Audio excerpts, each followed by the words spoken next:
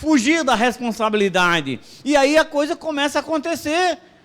Porque o inimigo de nossas almas começa a dançar o samba do crioulo doido no meio da nossa família.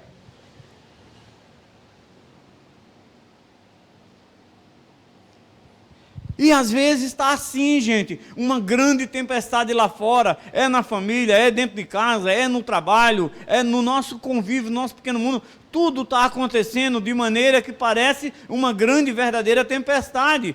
E nós, embora saibamos que é nossa culpa, preferimos ir dormir. Vamos dormir, porque quem sabe a gente morre dormindo e nem percebe o que vai acontecer com essa cambada toda que está aí no barco da gente, na nossa vida também. Problema deles, morri mesmo. Nós somos assim. Eliseu foi assim, Jonas foi assim, mas o nosso Deus, mesmo quando nós estamos agindo dessa forma, mesmo quando estamos insistindo em nos esconder ou em ir dormir, Ele vai em busca de nós e nos acorda. E não só nos acorda, mas também nos alimenta. Ele deitou-se debaixo de um zimbro.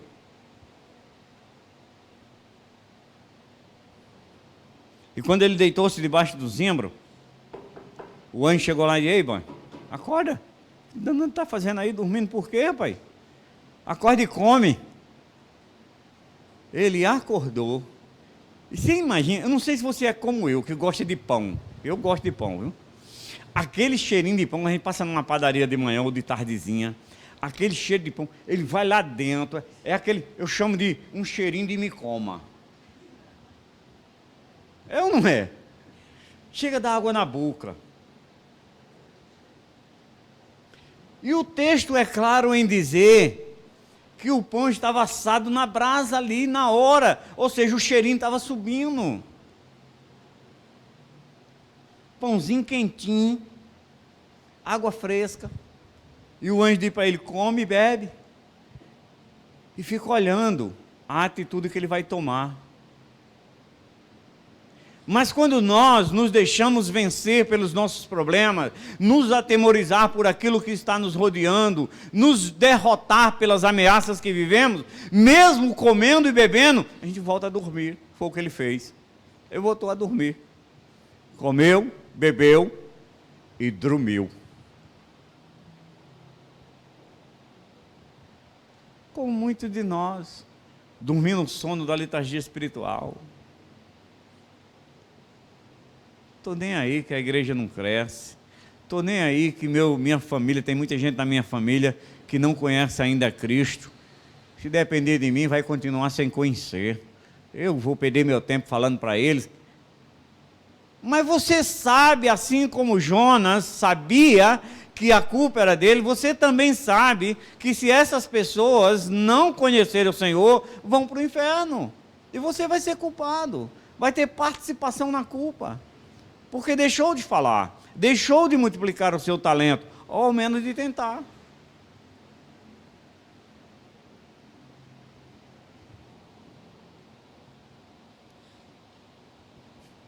Somos assim. O Salmo 68, eu vou ler para você aqui. Deixa eu só deixar está marcado aqui, fica fácil. O Salmo 68 é um salmo messiânico, é um salmo que fala acerca do Messias.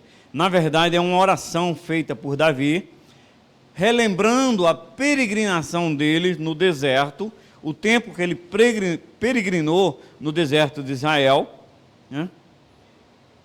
E nesse salmo, a palavra presença, referindo-se à presença de Deus, vai aparecer 4 vezes. 4 vezes. Lembre-se, Salmo de Davi, um salmo messiânico, onde Davi faz uma oração a Deus, e nessa oração ele está lembrando, por 4 vezes ele vai falar, ele vai reforçar que a presença de Deus era com ele no deserto. no lugar mais ermo, no lugar mais seco, no lugar mais sem vida, no lugar mais complicado, o calor mais escaldante, o frio mais mortal à noite, Deus estava com ele. Ele não estava só. Deus estava ali com ele. Como esteve com Israel na travessia do deserto também. O calor era forte, o sol era escaldante, mas Deus era uma nuvem sobre o seu povo, impedindo que o sol maltratasse o seu povo. Então as dificuldades são grandes. Você está no deserto da vida, está atravessando esse deserto, é escaldante, é complicado, é calorento, é difícil, mina as suas forças, tira a sua energia. Lembre-se, Deus é uma nuvem sobre você.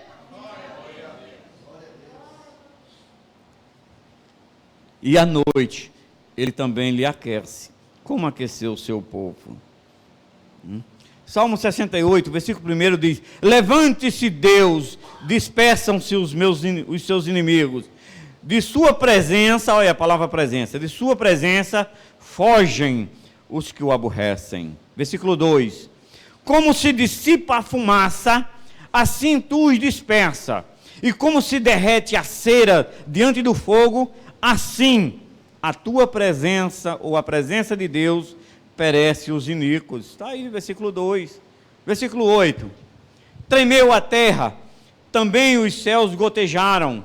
A presença de Deus, o próprio Sinai se abalou na presença de Deus, Deus de Israel.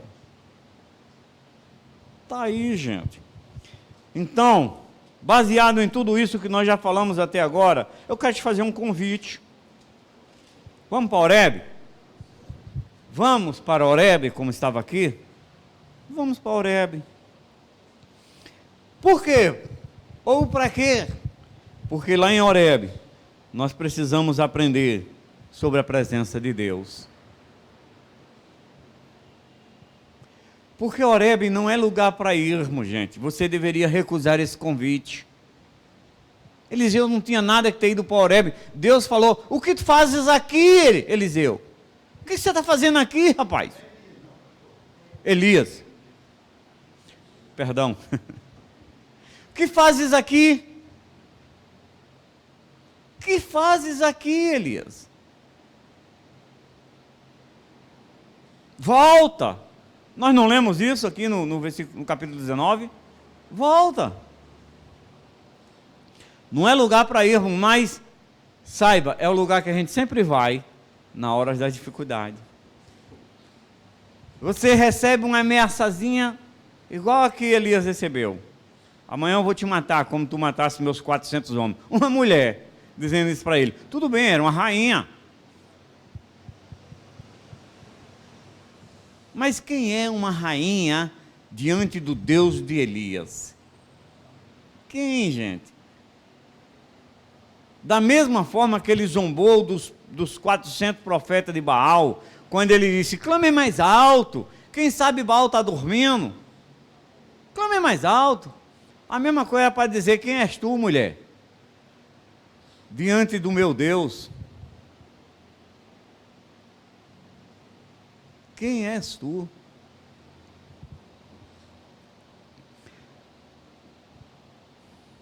Versículo 9 e 10, deixa eu ler ele para você. O 9 e o 10 aqui do capítulo 19. O 9 diz assim: ali entrou numa caverna, onde passou a noite. E eis que lhe veio a palavra do Senhor e lhe disse: que fazes aqui, Elias? O que você anda fazendo em Horebe? Por que você insiste em continuar indo para Horebe? Porque não conseguiu pagar a conta da água, a conta da luz, o cartão de crédito? Porque alguém disse que o proprietário da casa que você mora, que é alugada, pediu a casa, e você acha que o mundo vai se acabar por causa disso? Talvez ele pediu porque Deus já preparou uma casa melhor para você.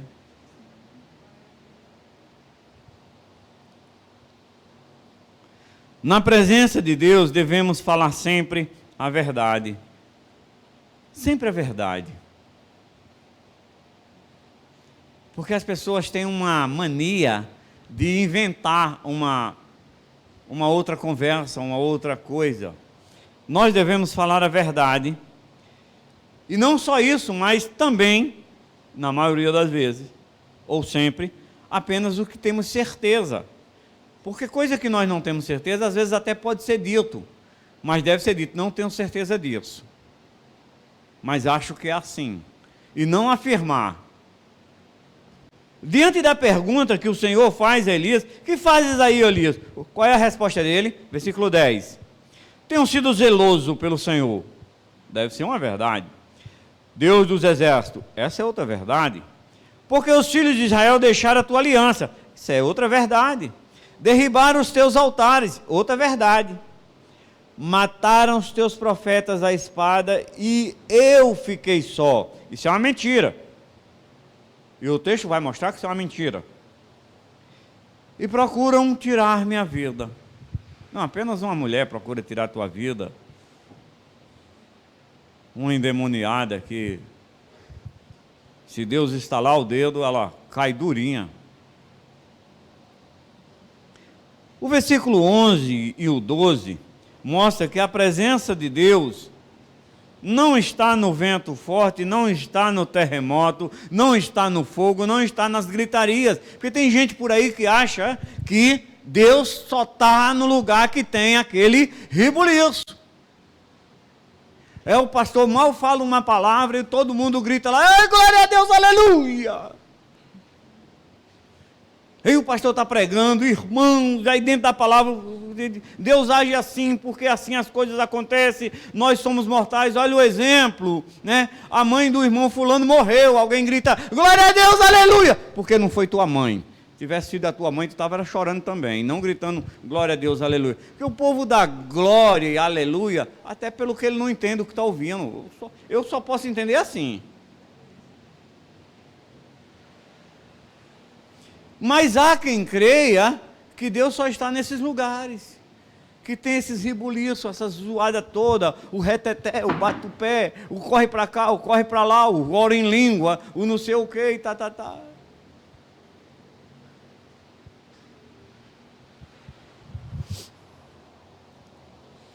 Mas o texto deixa claramente aqui do versículo 11, vou ler para vocês, disse Deus, sai, põe-te nesse monte perante o Senhor.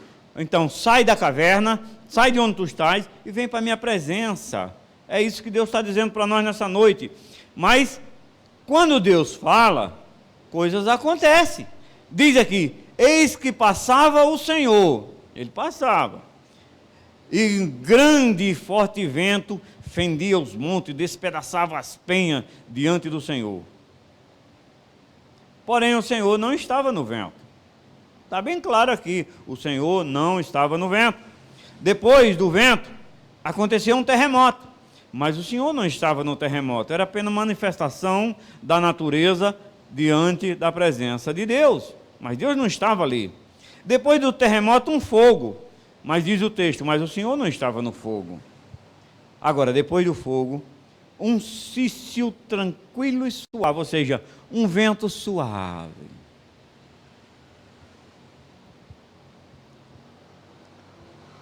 A presença de Deus, ela gera paz, alegria, tranquilidade.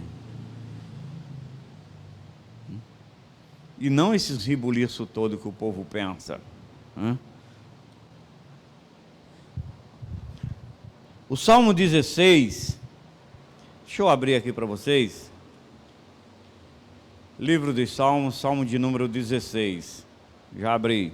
Versículo de número 11. Olha o que diz o versículo 11 do Salmo 16. Versículo 11. Tu me farás ver os caminhos da vida. Na tua presença, ou seja, na presença de Deus, há plenitude de alegria. Na tua destra, na mão de Deus. Destra significa mão direita. Na tua destra, delícias perpétuas. Delícias perpétuas. Amém, igreja? Então, na presença de Deus, o que nós encontramos é isso.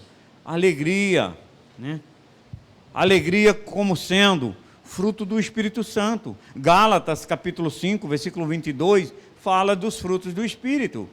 E um deles é a alegria. Eu não entendo cristão de rosto fechado o tempo todo, a vida inteira. Tem momento que você tem o direito de ficar trombudo, acontece uma coisa difícil, uma coisa ruim, você pode até fechar seu semblante, mas viver de semblante fechado, alguma coisa está errado. Salmo 51, versículo 2, fala da alegria da salvação. Irmão, se você conhece a Cristo, você sabe quem é Deus, a obra que Ele realizou para você, o que você vai viver no futuro, que há um futuro brilhante para você na presença de Deus, em delícias perpétuas, ou seja, que a sua alma está salva, que você não vai perecer no lago de fogo e enxofre, há mais do que motivo de alegria nisso. Romanos 14, versículo 17, fala que o reino de Deus é um reino de alegria. Claramente, reino de alegria. João 16, 22, diz o quê? Jesus é a nossa alegria. A presença do Emanuel, do Deus conosco, nos fará alegres e celebrativos, porque estamos com o Senhor. Irmãos, você talvez não o veja, talvez até tenha dificuldade em senti-lo, mas saiba, Ele está com você, porque a promessa dEle, a palavra dEle não cai por terra, e Ele disse, eis que estou convosco todos os dias, até a consumação dos séculos, até a consumação dos séculos, e isso é motivo para que você seja celebrativo. Crente é para ser realmente um grupo de pessoas alegres, felizes, né?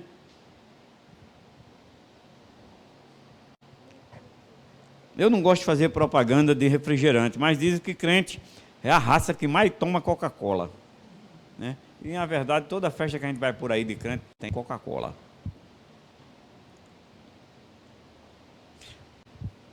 Mas somos um povo celebrativo, devemos ser, precisamos ser. Por quê? Porque a alegria do nosso Deus é a nossa força. É ela que nos mantém de pé. A presença de Deus traz para nós algo que todos nós precisamos, almejamos, queremos, buscamos. Descanso. Descanso. Eu confesso que eu cheguei aqui hoje me sentindo cansado, um certo incômodo, um peso, e eu, como disse logo no início, me perguntando por que eu até dei um cochilozinho depois do almoço, não era para estar cansado, mas sentindo aquele peso.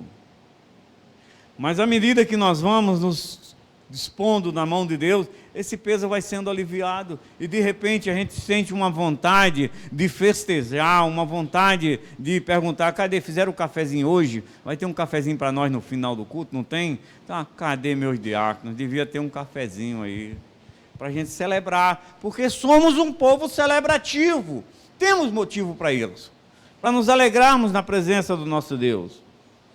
Por quê? Porque Mateus 11, lá do versículo 28 ao 30, fala claramente que Ele é nosso descanso. Deixa eu abrir aqui para ler para você. Mateus capítulo 11, versículo 28 e 30. 11, 28. Vinde a mim, todos que estáis cansados e sobrecarregados, e eu vos aliviarei. Tomai sobre vós o meu jugo e aprendei de mim, porque sou manso e humilde de coração. E achareis o quê? O que é que está escrito aí? Descanso para a vossa alma. Descanso para a vossa alma. Porque o meu jugo é suave e o meu fardo é leve. Então o próprio Deus nos promete descanso. Há um descanso preparado para o povo de Deus. Há um descanso preparado para cada um de nós. Abra a sua Bíblia, ou veja aí, ou ouça, preste atenção. a leitura de Hebreus, capítulo 4, logo no início de Hebreus. A palavra de Deus nos assegura essas coisas. Hebreus, capítulo 4, a partir do versículo de número 3, diz assim: nós, porém, que cremos, entramos aonde? No descanso, conforme Deus tem dito. Assim jurei na minha ira, não entrarão no meu descanso. Embora certamente as obras estivessem concluídas desde a fundação do mundo, porque em certo lugar, assim disse, no tocante ao sétimo dia, e descansou Deus no sétimo dia de todas as obras que fizeram. E novamente, no mesmo lugar, não entrarão no meu descanso.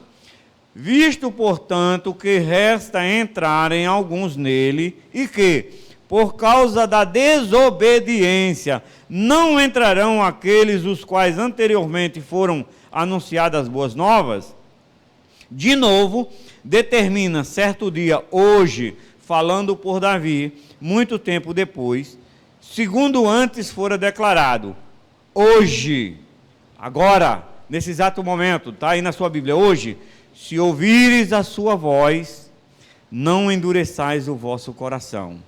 Ora, se Josué lhe houvesse dado descanso, não falaria posteriormente a respeito de outro dia. Portanto, resta um repouso para o povo de Deus, mas há um descanso preparado para nós.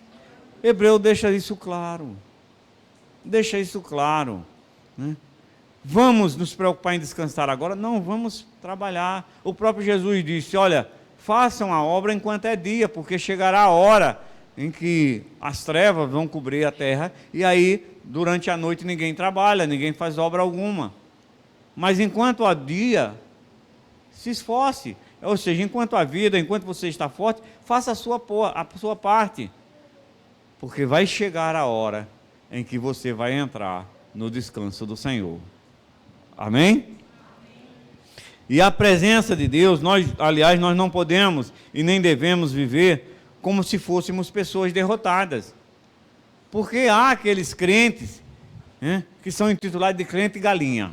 Ou seja, que anda com a cabeça para baixo, como se estivesse procurando o que bicar no chão. Não vai achar nada, só o cocó que a galinha fala. Eu e você temos que andar cabisbaixo, como se fôssemos derrotados, como se vivêssemos... Não. Temos que viver como o rei Davi. Quem era Davi? Um gurizinho, um moleque, fadado a tomar conta das ovelhas de seu pai. Nem era como os seus irmãos eram guerreiros do rei Davi, do rei Saul. Eram guerreiros, valentes do exército do rei. Mas Davi, um cuidador de ovelhas. Deus pegou esse cuidador de ovelhas, tira de detrás da malhada e o coloca sob o trono de Israel. É isso que Deus quer fazer comigo e com você, porque está escrito, aquele que perseverar até o fim, dar-lhe-ei a sentar-se comigo no meu trono, porque eu venci e ele vencerá também.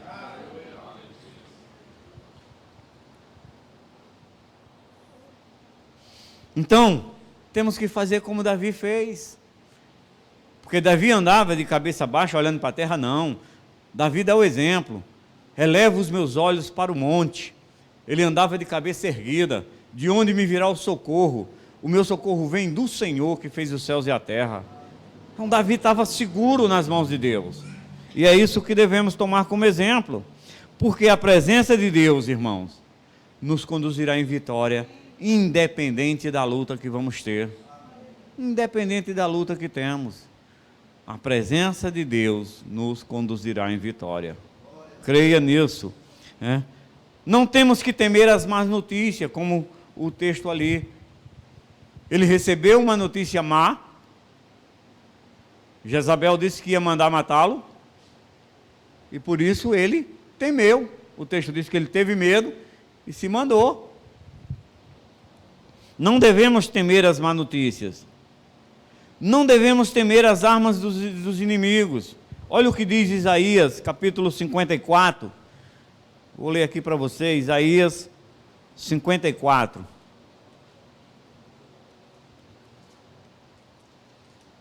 Versículo de número 17. 13, 14 e 17. Diz assim: toda arma forjada contra ti não prosperará. Toda língua que ousar contra ti em juízo, tu a condenarás. Esta é a herança dos servos do Senhor e o seu direito que de mim procede, diz o próprio Deus. Toda arma forjada contra você não prosperará. Então não temos que temer as armas do inimigo, não temos que temer o exército inimigo. O rei Davi deixa isso claro no Salmo 27, versículo 3, e também no Salmo 91, 7, né? Um exército se levanta contra mim, mas na força do meu Deus, esse exército é derrotado, é destruído, né?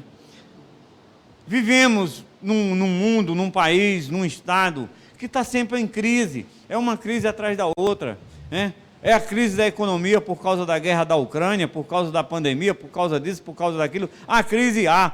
Tem faltado pão sobre a sua mesa, irmão? Não, glória a Deus por isso. Tem faltado o que se alimentar, o que se vestir? Não, assim como Deus veste os lírios do campo, que se vestiram melhor do que o rei Salomão, tem vestido você também. Ontem de manhã, hoje de manhã, para a inauguração da aula Batman, eu vim todo bonito, eu vim bonito demais. Calça nova, camisa nova. Até um irmão olhou para mim e disse: rapaz, que camisa bonita é essa? Eu vim preparado para tirar uma foto com todos os alunos, mas os alunos não vieram, né? Veio só uma parte, aí nós não tiramos a foto. Mas eu vim bonito para cá. É assim que deve se comportar o povo de Deus. Para que temer as má notícias? Mas notícias vão chegar, irmão, não tem jeito. Chega. Mas quando ela chega, você usa a palavra para rebatê-la, a palavra do Senhor. Armas inimigas serão forjadas sim contra você, mas a palavra de Deus garante que elas não prosperarão. Exército inimigo poderá se levantar, né? Eu estava bem tranquilo em casa hoje, bem tranquilo, né? Tinha dinheiro demais no meu bolso, tinha R$ 27, quase 27, 26 e um quebradinho no bolso. Já tinha comprado o bolo, já tinha comprado a banana, uns negócios. Tinha R$ 27 no bolso. Era 26 e um quebradinho, umas moedas.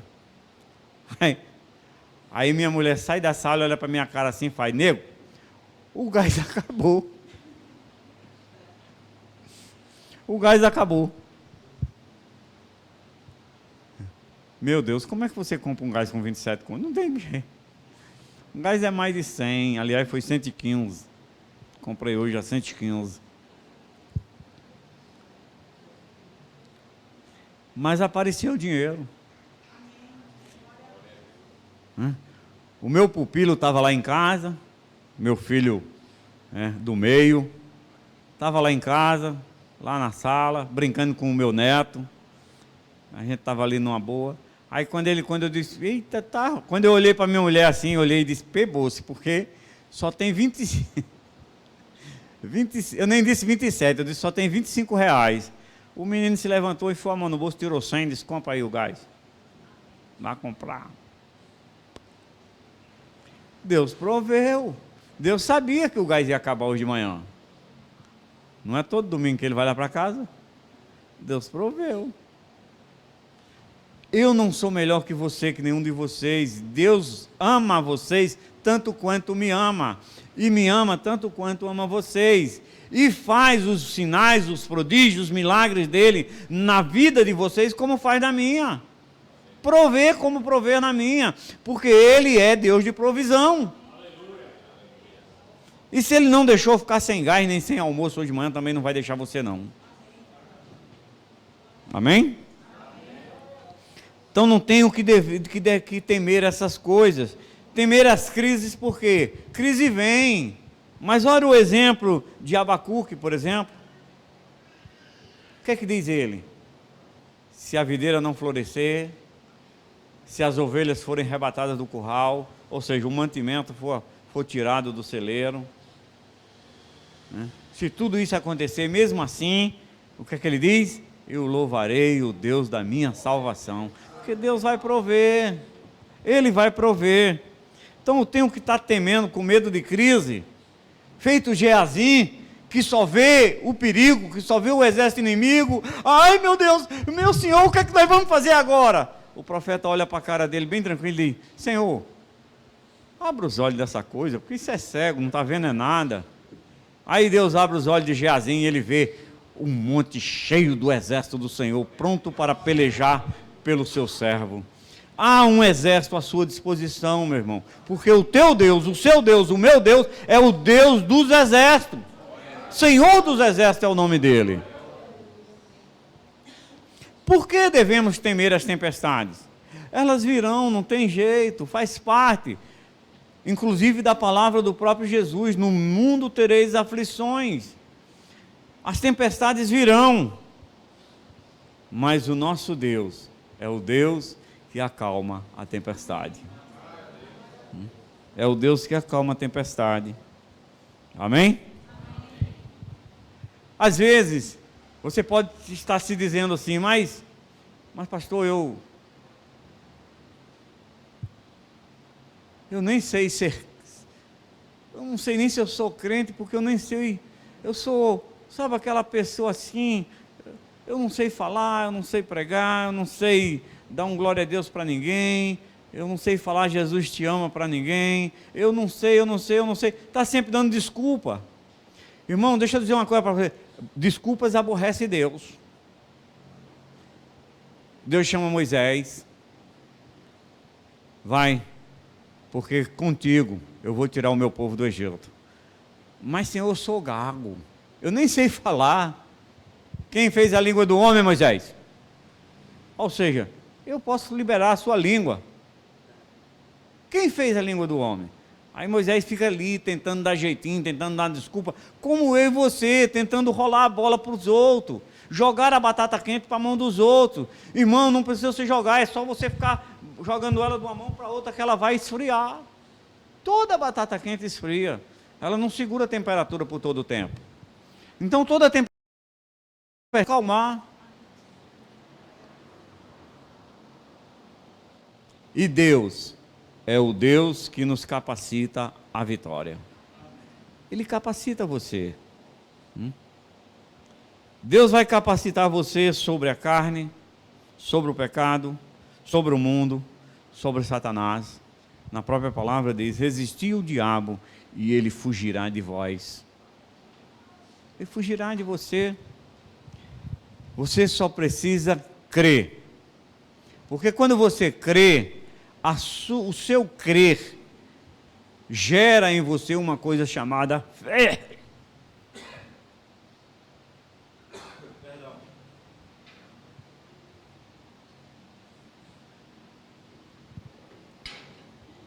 O seu crer, o nosso crer, gera em nós fé. E o que é a fé? O que a Bíblia fala sobre fé? A fé é a vitória que vence o mundo. Com fé, você irá agradar a Deus e Deus irá se mover em seu favor. Creia nisso. Amém, irmãos? Amém. Creia nisso. Então, para concluirmos, que o relógio ali já é meu inimigo. Vamos lá. 1 João 5,4 fala disso, que a fé é a vitória que vence o mundo. E também a palavra de Deus diz que sem fé é impossível agradar a Deus. Por que sem fé é impossível agradar a Deus? Porque aqueles que se aproximam de Deus têm a necessidade de mostrar que crer que o Senhor é galardador daqueles que o buscam e o temem. Então, fé é isso. Bom, cada um de nós, todos nós aqui, temos sempre conosco a presença de Deus. Ele prometeu que estaria conosco todos os dias até a consumação do século, e Ele não é homem para que minta, nem filho do homem para que se arrependa. Ele prometeu e é fiel para cumprir. Ele está com você todos os dias até a consumação dos séculos. Assim ele prometeu em Mateus 28, 20. É só você ir lá. Livro de Mateus, capítulo 28, versículo 20. Ele dizendo, ele próprio dizendo, estarei convosco todos os dias até a consumação dos séculos. Né?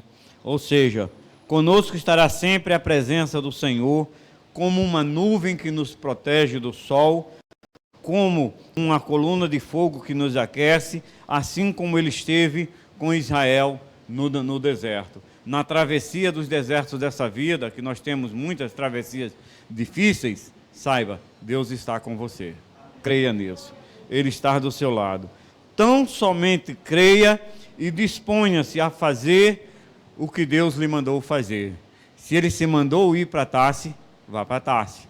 Mas se ele lhe mandou ir para Nínive, vá para Nínive, independente de você conhecer aquele povo e a fúria dele. Você não está indo só. Você está indo ao lado do Senhor dos Exércitos, do Deus Todo-Poderoso, que predispõe um exército inteiro a seu favor. Amém? Creia nisso, meu amado irmão, e que Deus o abençoe rica e abundantemente.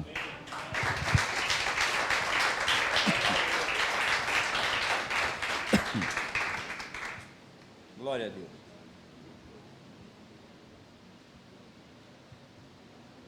Vamos ficar de pé.